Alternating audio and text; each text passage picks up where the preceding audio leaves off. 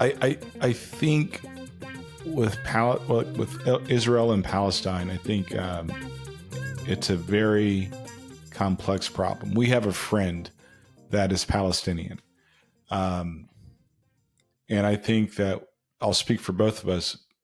Totally condemn Hamas. Mm-hmm. Hamas is not the Palestinians. Yeah. Like they are not the population.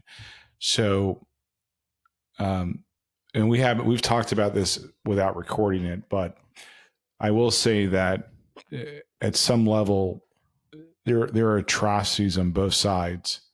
Um, not a foreign policy expert, but I do study history, and this is not a new problem. But we also want to remember that there are innocent people that were recently killed in Israel and that are continuously killed in the West Bank and continuously killed in Gaza. So, with that, I would ask that people try to not pick a side on this. I would hope people want justice and to remove a terrorist organization, but we can't forget about the innocent people. I saw something the other day, and that's why I'm saying this now. I watched some mom try to wake up her dead child in Gaza Strip, and as a parent, I can't imagine what that's like, and it broke my heart to see that. So hopefully people are thinking about the innocent people, not just the Israeli government and Hamas. So I would fault the Israeli government. I would fault Hamas. The people they should be considered innocent. The hostages should be released. And I think the conversation is complex, but doesn't make me an anti-Semite to say we shouldn't kill innocent people in the Gaza Strip. So, yeah, that's my thought on that. Yeah, I mean, I don't have a lot to add because I think you basically hit on everything that I think has been kind of swirling around in my brain about this. There's no excuse for the loss of innocent life like this anywhere and under any circumstances. And I think the most important thing is to figure out if it's possible for us to put a stop to this now and then work towards some sort of future. But it's like you said, it is extremely complex. It's not something that you're just going to walk in and tell everybody to play nice and that that's going to work. um I like you said, I'm not a foreign policy expert. I do not have a solution for this, but it is absolutely heartbreaking to see the scenes from October 7th and then everything that's followed and really everything that happened before that. Right. This isn't, like you said, this isn't new. This isn't some new conflict. This is just the latest devastation. And I don't know. In a lot of ways, it just feels like the rest of the world is kind of sitting back and watching. My wife showed me a TikTok that actually showed that a guy, the rest of the world eating popcorn while Israel and Palestine are fighting.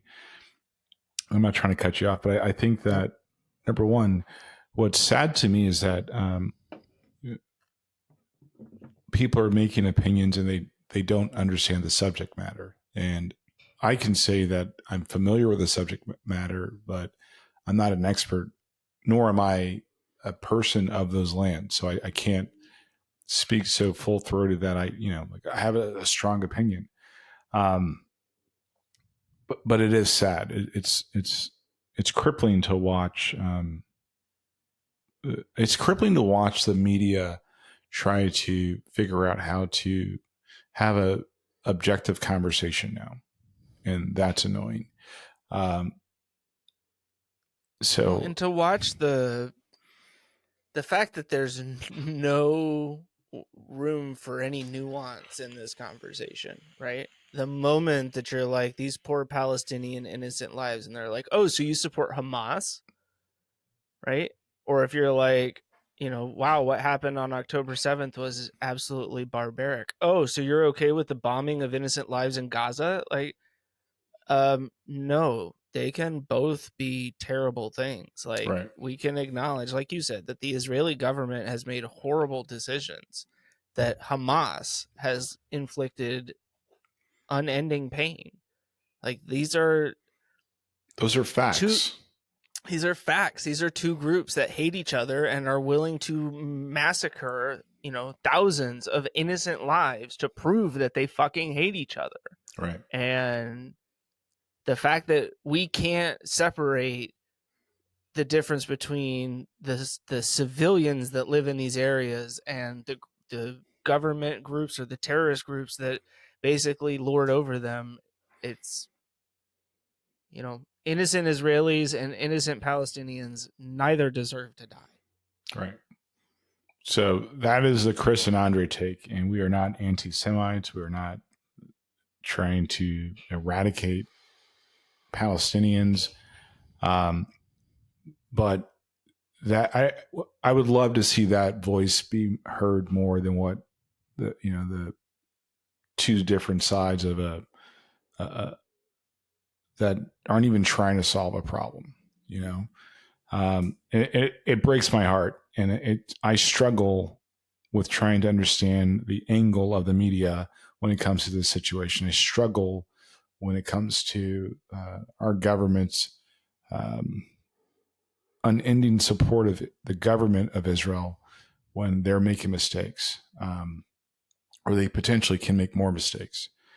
It also ties into my next thought. So I've struggled with this for a while, and it's been like one of those things where uh, it boils down to this. I'm not an American Christian. I'm not a Christian at all. I think it's a stupid group to be a part of. But it has nothing to do with my faith in God. And it's like really kicking it off with a bang here. I'm not a Christian. That's a stupid part of a group to be a part of. Yeah. I love you, dude. Subtle. Here's why. Something I've been thinking about. There's a couple parts to this. So there's always constantly this argument of free will in the Judeo-Christian faith, right? And I personally don't believe in free will. Here's why. If you are trying to live a life that reflects your belief in God, all of your decisions are based on things that, and they should be based on things that would align with that. So you're abdicating your ability to have free will, in my mind, right? A good example of that, if you ever open up a Bible, would be when Abram was told to leave the land of Canaan and go to a land where God told him to go, right? And this is in the book of Genesis. So he goes, and everywhere he stops and he prays, then he gets direction from God of where to go next. Well, there's a famine in the land, and he sees Egypt in the distance, and he decides to go to Egypt. The difference is he never stopped to pray to decide if he was supposed to go there. The situation around him made him make a decision that was probably not the right decision. If you continue on in the book of Genesis, he goes to Egypt and lies and says that his wife isn't his wife, but she's his sister, because he felt that if they knew she was his wife, they would kill him just so that they could take his wife. Mm-hmm. And a few other bad things happen. Eventually, the Pharaoh's like, "Yo, dude," because God was like, "None of that's cool," and he messed things up. He's like, "You brought calamity to my house. You got to go, but I'm not going to just kick you out. Here's a herd of animals, and just please go. So whatever bad mojo you brought to me, just go. I want nothing to do with that." that's in my mind, it's an illustration of, yes, we can make decisions, but the predicate is that we are seeking the will of God in our lives. And so you kind of can't have free will, right? Not saying that every decision you make without, seeking God's advice or his thoughts of the matter are going to be calamitous, but it's just kind of the two don't go hand in hand. I'm not a theologian, but that's kind of how I take that. So I fast forward to something that has perplexed me for a number of years. It's in the book of Matthew. It's actually Matthew 22, verses 36 through 40. The Pharisees, who I often see as the religious leaders of today, who feel so enthralled with their knowledge of the Bible and their theology and how they have convinced and sometimes manipulated people to do this or that. They're trying to trick this Jesus guy, right? And the question is, teacher, which is the greatest commandment in the law? And Jesus, being Jesus, right, says, Jesus replied, love the Lord your God with all your heart and with all your soul and with all your mind. This is the first and greatest commandment. And the second is like it. Love your neighbor as yourself. All the law and the prophets hang on these two commandments. So for me, there's 600 plus commandments in the Bible, but they're distilled down into two. And the first one reflects back into the short synopsis of what Abram did, right? Before his name was Abraham. Be seeking the things that, that God would have you do, right? And you're going to be okay. Doesn't mean your life is easy or anything, but you're going to be showing your faith by just doing that first thing. Super hard, very easy to manipulate if you're a Pharisee or a Sadducee or a current day pastor or minister, to make people feel bad enough and that you show them something that helps them to feel a little bit better. The second commandment that should be followed is love your neighbor as yourself. Most people don't even love themselves, right? I don't see the predominantly Western churches with an emphasis on the American Christian understanding what they should be doing. If I look at the actions, if I look at the things that they don't speak on, and I could go through a couple of things that, you are the salt of the earth. And if salt loses its flavor, what are you good for? You're nothing. So they're not even doing these things to show that forget them. I want to do those things. I love God. I try my best to love my neighbors as I love myself. But I have to first love Andre before I, can do that for other people, right? Mm-hmm. That means in succession, I have to be able to grow. I have to be able to admit wrong. I have to be able to myself so I can be accepting of other people. It explains my or publicly on this podcast many times my recognition of the fact that I was a bigot towards the LGBTQ community. I don't see that with the emphasis on the American Christian church. You can't live those two simple commandments and have the hate, distrust, dishonor, bigotry, all the things that we have in our country. Because I can't personally do it myself. Does that make sense? That makes sense. And I think especially when you look at the fact that not exclusively, but in large swaths, the religious groups are where that hate and bigotry comes from. Hands down agree. It's like, it's not only are you participating in it, but it's the origin of it.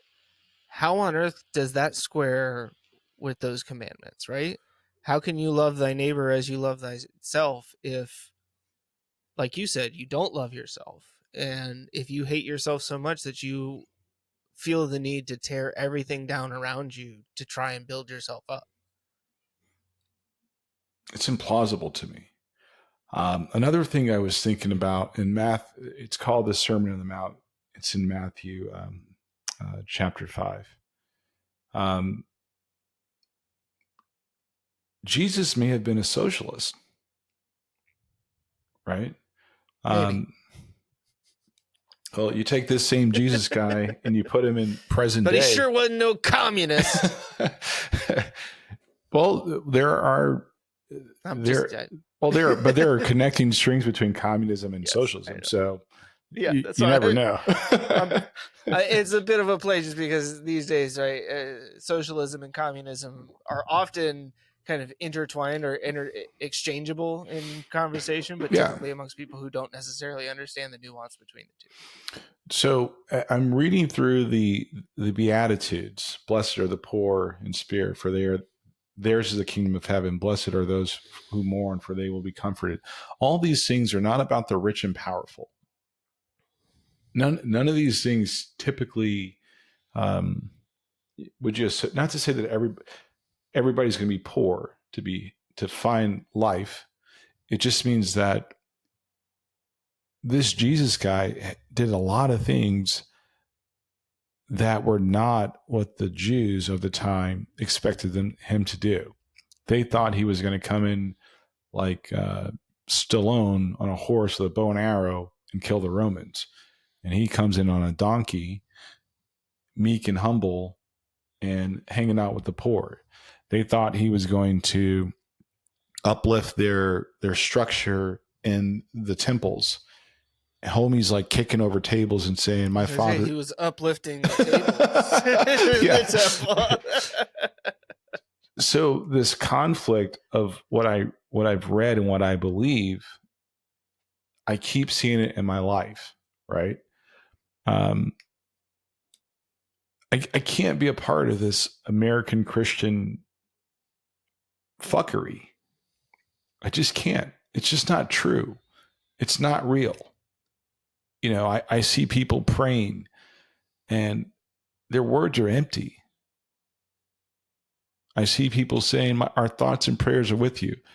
Well, what are you talking about? This Jesus guy you keep telling people about and how you believe in God would be able to identify that, no, you have a gun control problem. You need to do something different. Easy. Oh, we support Israel. We support, you need not to, this is where I'm going to pull back on that one because I don't want it to come out the wrong way.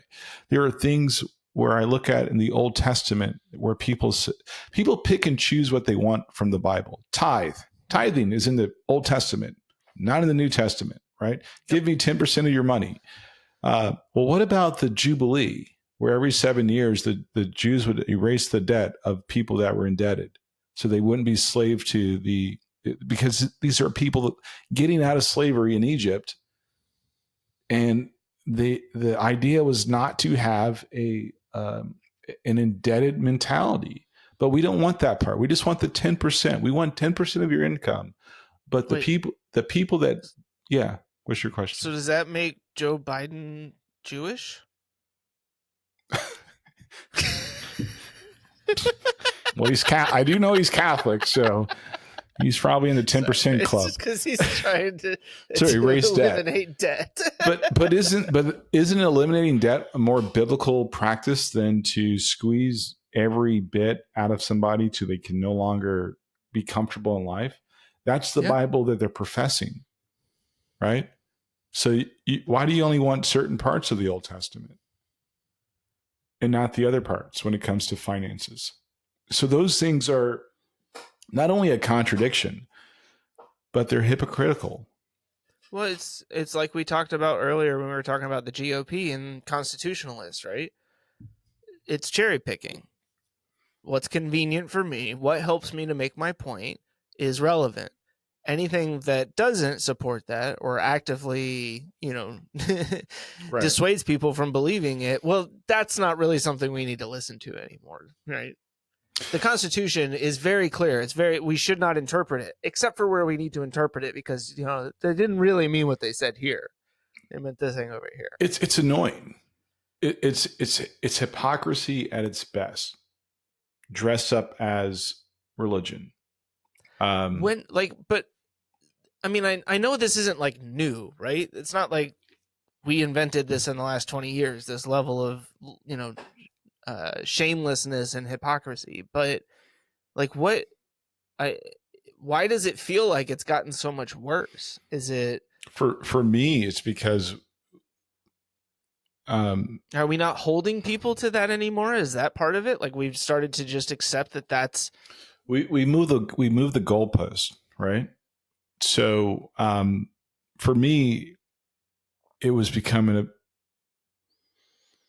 there was a collision between abortion and things that are just blatantly fucking wrong, right? Where if you take the abortion argument, you can see in throughout historical texts, and whether it's even the Bible, whether it's like just throughout history, abortions have been a thing. Yeah. But I'm seeing people willing to die on that hill before they're willing to figure out a way to take care of homeless kids in our own country or in our own neighborhoods. No. Or everybody in the world watch a guy die at least 40 times. But I care a lot about abortion because I'm all about life. Yep. I am pro-life. I'm pro-life, except for that nigger right there who died on the street. Except for those kids, the immigrants coming across the border. Right. This Jesus guy, radical idea. He got water for somebody that was considered by the Jews just not. Well, you can't do that. But he did it. He served her. Those are things where it's like, I think I've had enough. I think I've had enough of watching and listening to people that espout these things that they don't believe in. It's just bullshit. I can't. And on the one hand, I was just gonna say, like, on the one hand, I'm not happy that you're having to go through this, because it's not, an enjoyable experience. I understand it because I think I went through a lot of the same stuff when I kind of separated from religion. But for me, the difference is I'm not letting my faith go because the organizations are shitty. Well, and that's fair. I'm not saying you are, but I'm not saying my faith is bad. If you do like all the homework, right? The term Christian wasn't brought about until after the Roman Empire, right? And even the Romans figure out a way to, everybody's on this. We need to figure out a way to get on that. So, did Jesus come to be like, hey, you know what? This religion's actually supposed to be all about me? No. And yet, who's up on the fucking crucifix in every fucking church? Right? I mean, like, it's to me, because you're right. I don't even know, for me, that, like, I don't know where my faith necessarily stands, but when I looked at everything, it wasn't so much as like, none of that makes any sense. Like, the idea behind like how to live your life and using, like the lessons and everything from the Bible and to kind of guide you, like, all of that made sense. It was the application of it, or really the lack thereof, in the organization, in the organizations, that I looked at and I said, well, like, I can't be a part of that, in part because you guys taught me that that's not something we're supposed to be a part of. But it's not like you've joined some other group. That's you. That's what you are now. Right. And you're preaching against it. So how on earth can you be surprised when people turn their backs on you? I don't care about that part. So Well, I guess that's fair, but here's what I care about. So the church I attend is like I stopped going for a while because I just couldn't. I was struggling with it. Um, but I started asking questions to the leadership, and they answered my questions, and or we had conversations. You know what I realized? There was a reason why I picked this place to like be a part of. It felt like home, right? It felt like the place, and it represented the things that I believe in my heart that my faith should represent. It wasn't the bullshit like of the churches I've gone to in the past or anything like that. And yeah, so, it wasn't the bullshit of the top level organization. right. And I rock with that. Um, Yeah. so, And I just want to say, like, ultimately, I think that's probably the most important piece, right? For you as an individual. It's not about where your church stands in the grand scheme of, Catholicism or Christianity. It's you and your individual relationship and whether or not it provides you with the things that you are hoping to get out of it, right?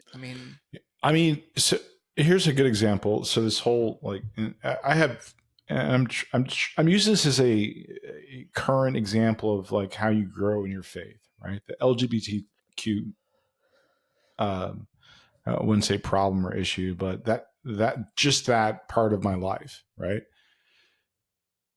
My church and the leaders of my church, even when I wasn't going, I was like stalking them and listening to their podcasts because it was a wrestle. But there were things where they actually opened my eyes to ask, not change my point of view, but made me ask and want to ask myself different questions, right? Um, there's another issue I had that I don't want to forget is I really believe that people use church to feel better. Yes. I really feel that American Christians, predominantly white ones, and this is not a thing about ethnicity. I just want to. It's easier for a white person to go to a church and feel like they're doing the right thing because Mm-hmm. there's less obstacles on the stuff, right? Yeah, the bar is incredibly low. But for I me don't as know that it could really be any lower, no, I honestly. mean, You're going to a place where it's mostly people who look like you, where you feel comfortable in every way that you possibly can, and you're doing it because at the end of the day, you're like, well, I'm a better person just because I sat here for an hour this week. right? And for me, I like George Floyd made me think, wait a minute, so if we're all on the same team, why aren't they speaking up? Aren't we brothers and sisters? My man, you know this.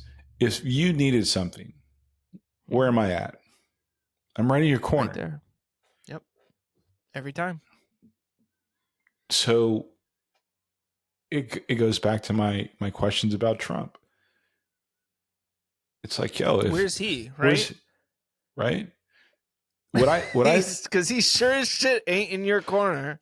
if you're my guy and like things are south for me and you're leaving me out, I don't fuck with you.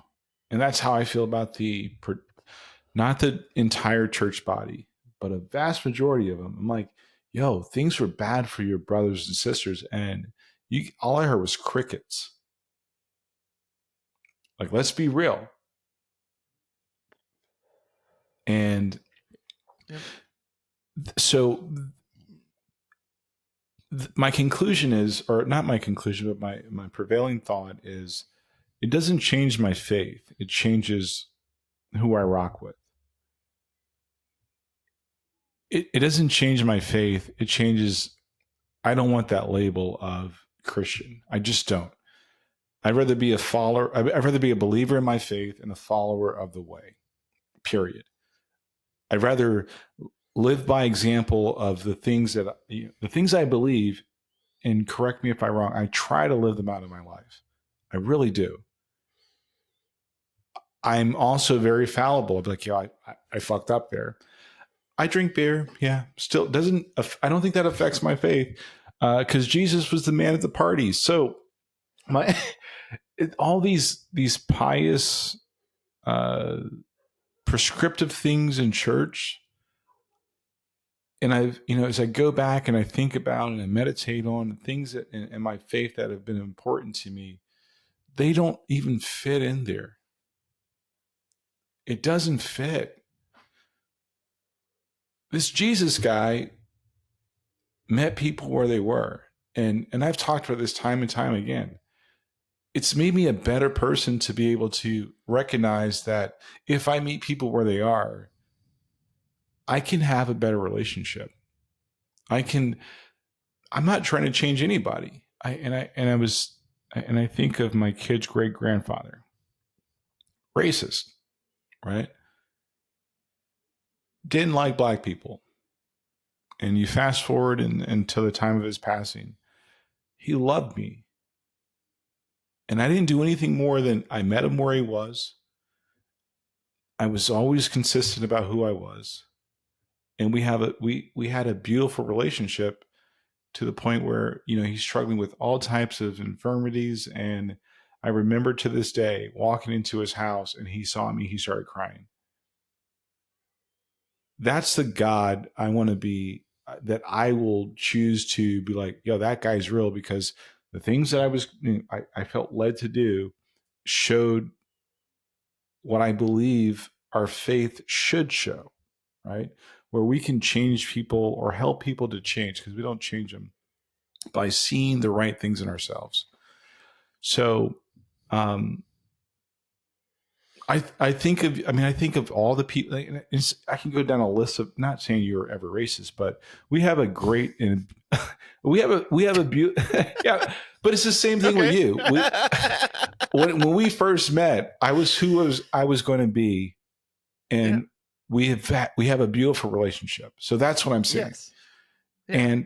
And that's what I believe our faith should reflect. Not this, not the piety. I just think that's weird. I think it's weird and it's wrong that churches, they gaslight people, and people they sip the Kool-Aid, and it's just really wrong. It doesn't inspire somebody to not change so they don't go to hell. Jesus never. Dude, I've been thinking back to this, and I'm trying to figure out how many times Jesus said, "If you don't do this, you're going to hell." I bet it was like 0. It was that many times, right? Because that wasn't what it was about, right? And that's the whole thing, is this idea where it was like, you better be good or you're going to end up suffering for all eternity, right? Like, that's my motivation. Like, right? Not be good because it's what you should aspire to be, because ultimately that's going to make you feel better, is if you treat others better. Like, you want to love yourself, love others first, right? And that will help you to love yourself. And that's, or like, even turn it inside of yourself, right? This is how I look at that part. Do I love me? And do I want people, I want people to treat me like that. People have paraphrases, treat others the way you want to be treated. Sure. Yes. Yeah. So how do I want to be treated? How do I want to be treated? How do I treat people the way that I want them to treat me? Now, granted, I've gone through instances where people have been racist towards me. I probably can't fix that, but it doesn't change what I want. And if you remember, I was like miserable when that one instance where, like, I felt like I failed. I'm like, I've done the things, and like I'm still getting treated like shit. Well, I had to learn, and it took me a couple years. And honestly, fuck you, Frank.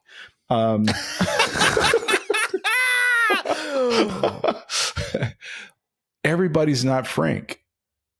No. And I had to remember that. So fuck you, Frank, because I'm not going to let you steal my joy. And just one more time for good measure, fuck you, Frank. Fuck you, Frank. Fucking pussy ass bitch. So, I've been here 6 months and I haven't written a single line of code. piece of shit. Fuck. That's the first. That's the first time. That was great. You're just like, fuck you, Frank. And I'm like, oh! That's the first time I mentioned that guy's name in like well over 6 years. But Yeah. and I actually, believe it or not, fun fact, I forgot his name. I remembered his face, but I forgot his name. Oh, you had forgotten his name. But that's, if I ever saw him again, that would be the message I would give him. So I hope you hear this, Frank. You suck. But I'm going to live my faith out regardless of the obstacles. Yeah, regardless of the Franks. Yeah. Not everybody's Frank. Most people aren't, right? I think like that's at the end of the day, it's hard sometimes to remember that most people are good people, or at least they're trying, you know, like they're trying hard to just kind of get through their life and to be decent. And yeah, it's like the shit where whether it's online or when you're in your car, like this separation, you know, that we get where it's like people get so fucking angry at strangers. I mean, I do it too, right? Like I'm especially when it comes to driving. I'm a fucking idiot. But it's I try to kind of catch myself and be like, you know what? What's the fucking big deal? You know? I think that I keep seeing these polls, and we've expressed our opinions on polls. They're the best and the only thing that we should ever trust. Yes, polls because can only tell you the truth. The truth all the time, 100%. Numbers never lie. But people do. Always. 100% of the time, it's 100%. That people aren't going to church, or they don't believe in God. I don't know if it's God they don't believe in. I think the way the questions are written, it sounds kind of weird. I don't know if that's necessarily true. Here's why. I can't think of anything in my life that I've experienced that's spontaneously created itself. Everything I've ever interacted with has a creator. It's just illogical to think otherwise. Well, what about the Big Bang Theory? Look, not a scientist, but I'm just going to throw it out there to you.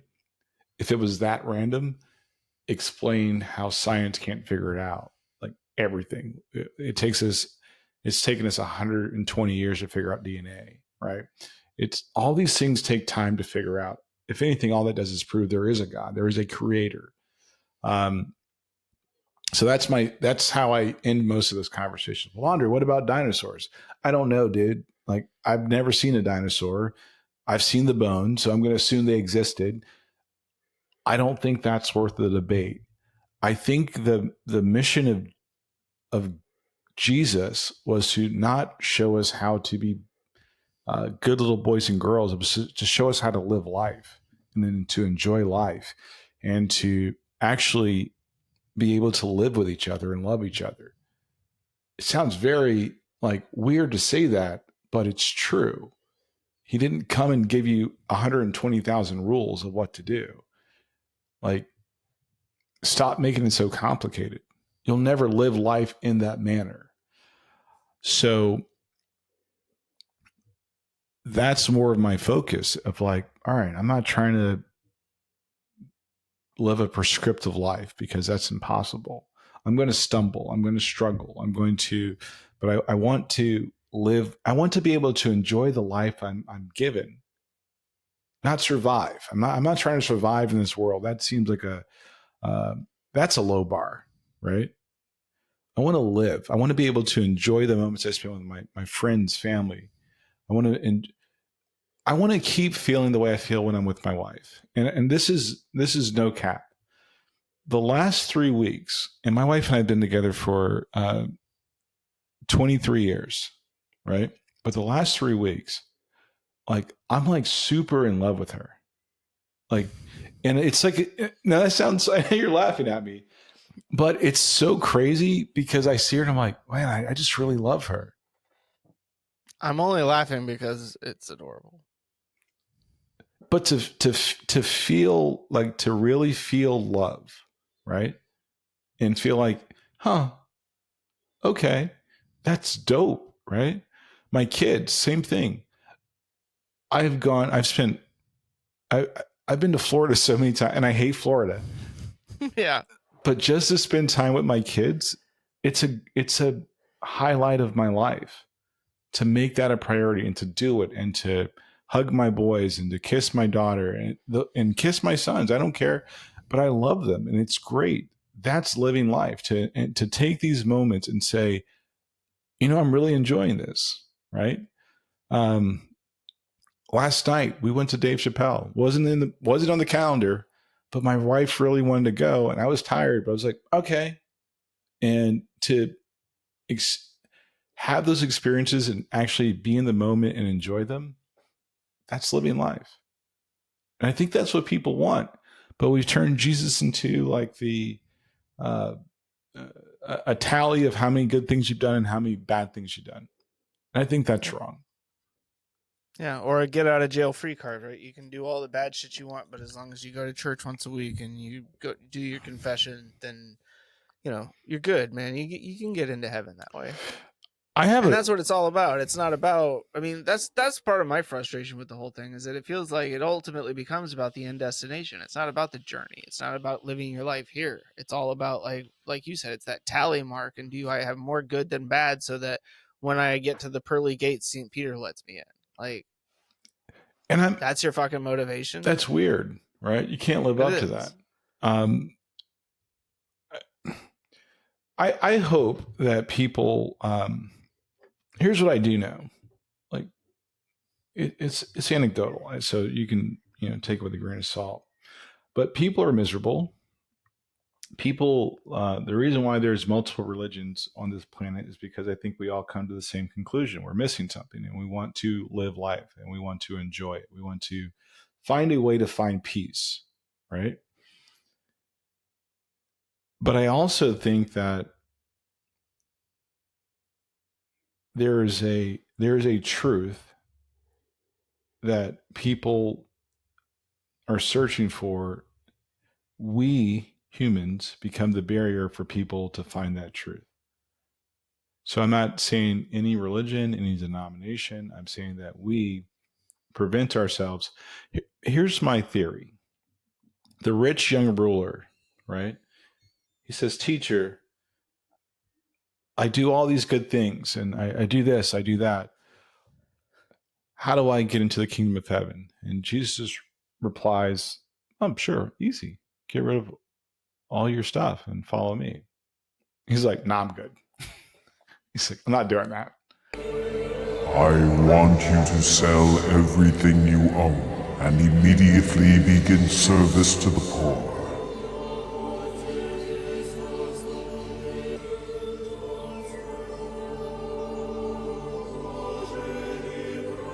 Oh, this house is haunted!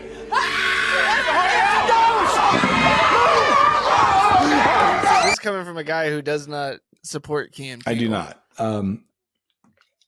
They're not down with the culture, I think. They don't. I don't think they. I don't think they respected the culture at that time. But that's a funny skit because it's true. Like there's a lot of truth in what they're saying.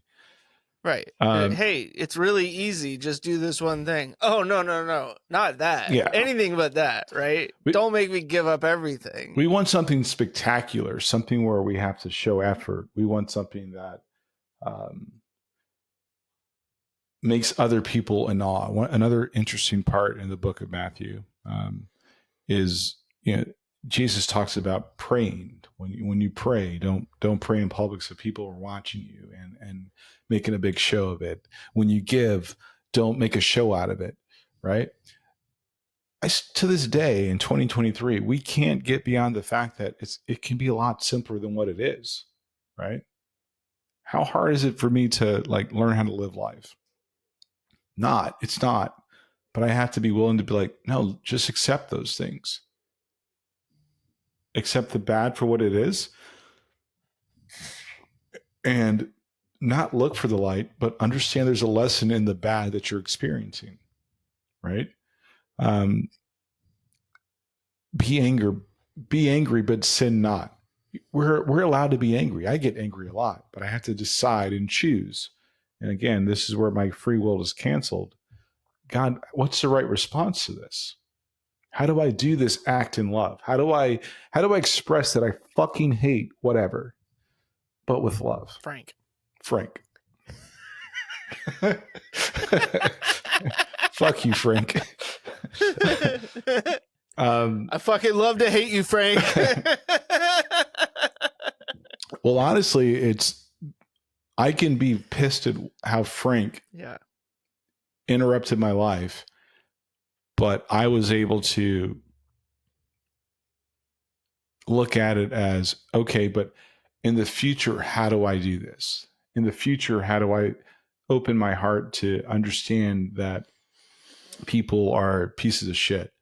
Frank actually helps me with how, like, when I have those little blips where I'm like, oh, that guy looks like a racist redneck, and I feel bad all the time. That's because of Frank, right? He's kind of primed to be like, oh, here we go again. But then I'm always surprised. So it makes me remember, like, you can't just look at people and assume they are Franks. Fuck you, Frank. But well, to be fair, right? Like, in general, you wouldn't. It's not like we looked at Frank before the incident and we're like, oh, Frank looks like a racist motherfucker. Right. So I see exactly what you're saying, that it's very easy, right, to assume based on someone's outward appearance or mannerisms or whatever it may be that you know exactly who they are and what they're all about. But it's usually not until push comes to shove that you really find out people's true character. Right. So, yeah, I'm in a good place with my faith. Just not your religion. Well, I don't want to. I guess for you, because honestly, it sounds like you're in a good place overall personally. You're still frustrated with the failings of the church overall. Right. And you expect them to be better, but you're not going to allow that to stop you from practicing your faith and continuing to be a part of your church and community that you do feel is doing the right things. Right. As I've said many times before, God's marketing team fucking sucks. If that's the best he's got, he needs to get a better team. Need to get that Buddy Christ out there from Dogma. I give you the Buddy Christ.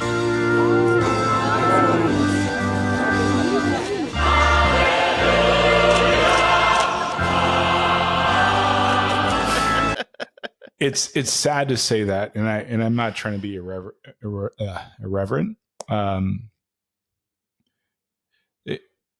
There's a term that's used a lot, and I've heard a lot when I was growing up: fear of the Lord. Right. Well, the word is actually respect. So the word fear actually translates to respect. How many people know that? There are so many people quaking their boots when they hear, you got to fear the Lord. Fear the Lord, you can go to hell. Like, really? Here's another again, not a theologian, but I do study my Bible. The way the story is phrased, she's a prostitute, right? Or the adulterer. And some churches call her the adulteress. She was with a married man, blah, blah, blah. And the Pharisees and Sadducees are like, oh, we should stone her. Jesus, hey, kill her with the rocks. And Jesus famously says, he without sin cast the first stone. And I think people get stuck on that because they didn't throw the stone.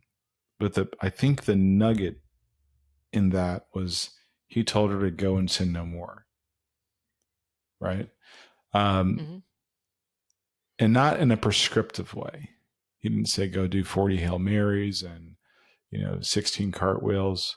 He basically said, go confess your sins. Yeah, none of that. He basically said, hey, I get it. Yeah. He actually tells her about her life before, anybody really is paying attention. That's the other nugget. He goes, hey, go try again. And we often don't give people that grace to do that. So when I hear people say, "Oh, you gotta fear the Lord," and Bob, like, this is Jesus guy you keep talking to me about didn't do that. He basically said, "Hey, Andre, I understand you had a tough childhood. I get it. I'm with you though, dog." Right? There are going to be moments where it's going to be easy for you to see the world through that lens. I'm trying to help you to not see it through that lens. And we talked a while ago about the definition of the word sin. It was missing the mark. It wasn't that you're doomed and damned. You slightly missed the mark. It's an archery term. So I'm going to miss the mark. But overall, I'm going to keep trying to be the best person, not just because I've always said, I don't want people to like me. I really don't fucking care if you like me. I want you to respect me. I want to be the type of person that when it's my last day, you can say, well, he was honest. He was trying to do the best he could do. And you could see it in everything he said, everything he did. That's what I want. I want to be a memory in somebody's mind, like my grandfather is for me. I want to be a memory in somebody's mind, like I want to be for my kids. That's why I spend time with them. I want to be a memory for my brothers and sisters. That's why I spend time with you. That's why I call you. That's why I never want you to be like, yo, we were friends until I moved. No, dude, what do you need? I'm here for you, right? I talk to my sister typically once, twice a week. I mean, because I want to be remembered for trying to live life and show people how to live life, because it's livable. It's not that we have to struggle all the time. And I don't know. I'm not trying to get sappy or anything, but I really am pissed with the American Christians. And I think they're, for the most part, not everybody. So if it's you that you're trying to live, it's not you, but the rest of them are full of shit. You go to Sunday just so you can sin on Monday through Friday, probably go to the club on Saturday and feel better about yourself on Sunday. Yep. And fuck you, Frank.